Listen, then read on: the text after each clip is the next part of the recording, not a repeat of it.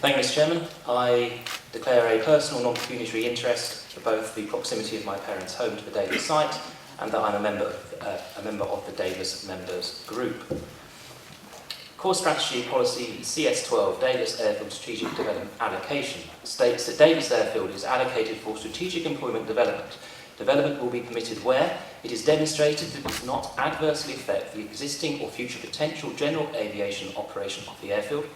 It does not adversely affect the integrity of the landscape character of the countryside, and it does not have an adverse impact on air quality.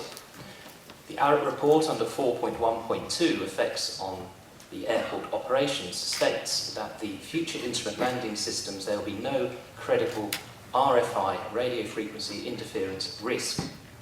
However, under VHF radio, it states that ARIT's opinion that the risk of RFI with the airport's VHF communication system is very low.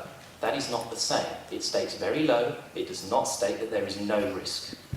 On future airport radar, it states that RFA impacts on a future airport radar are unlikely. Again, it does not say that there are no risks.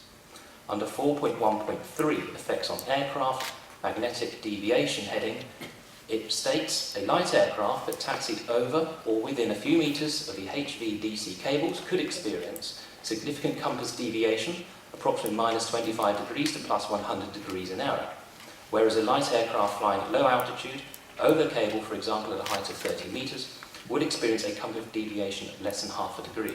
It further states that the assessment does not indicate that there is potential for RFI with aircraft VHF communications.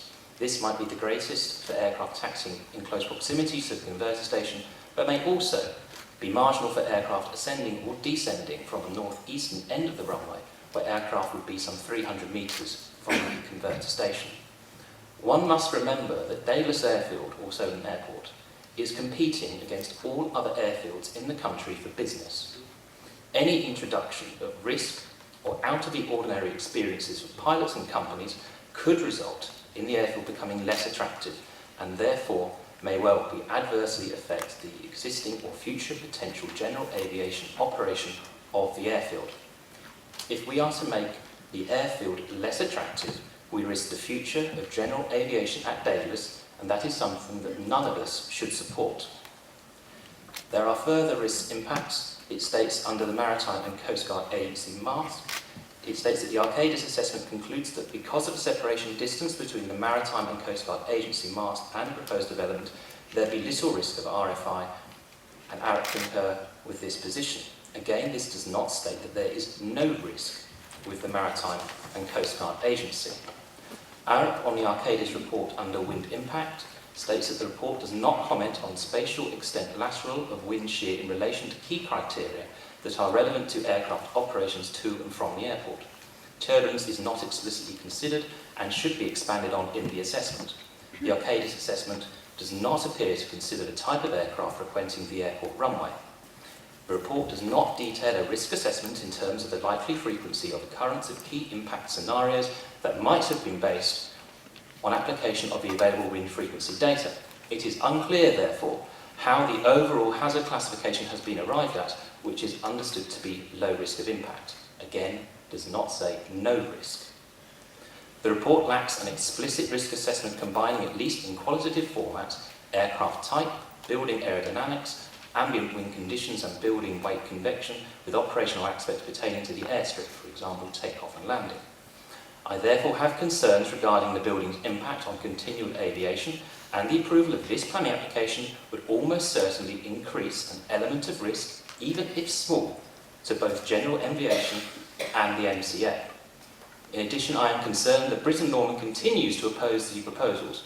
Page 31 of the officer report states that Britten-Norman has raised concern that the work undertaken by National Grid is based on theoretical modelling rather than thorough presentation of evidence, including reporting of observed data from suitable direct comparables. Furthermore, Britten-Norman's view is that the actions so far taken by and on behalf of the National Grid fail to take proper account of the risks. On this basis, Britten-Norman wishes to maintain its objection to the application. So on the basis that compass deviation will increase, that radio frequency interference will increase, that the building may well have some impact on the direction and speed of the wind on approaching aircraft, and that aircraft user Britten Norman Construction Company have continued their opposition to the application, I believe the risks to existing or future potential general aviation operation of the airfield, as laid out in Core Strategy CS12, are too great to allow permission to be granted at this stage. To approve this application, you would require absolute certainty that general aviation will not be adversely affected, and on the evidence presented, I don't believe that you can have that certainty. In addition to this, there are further objections to the proposal which I will raise. Under Core Strategy Policy CS12, it states again that development will be permitted where it does not adversely affect the integrity of the landscape character of the countryside. The outline plan application is for a 22-high-metre building on a 10-acre site placed right up against our already planned open space, and it will adversely affect on the integrity of the character of the landscape. 18 hectares of open space is already planned by this council. The application is merely confirming what we already have. It does not make the application any better. It is already there. It already exists. In addition, it states that it does not have an adverse impact on air quality. Page 38 of the officer report states that the construction trip generation profile submitted with the application indicates there will be 61 and 42 total daily vehicles generated in 2018 and 2019, respectively, of which 25 and 7 would be HGVs. 25 additional HGVs going to and from Davis per day. That has an adverse impact on air quality during the construction phase. Therefore, based on the evidence that I presented and from those that you've heard from over 1,000 people who've written in 20 deputations, I do not believe that you have sufficient evidence to approve this application today. You should either defer or reject. Thank you.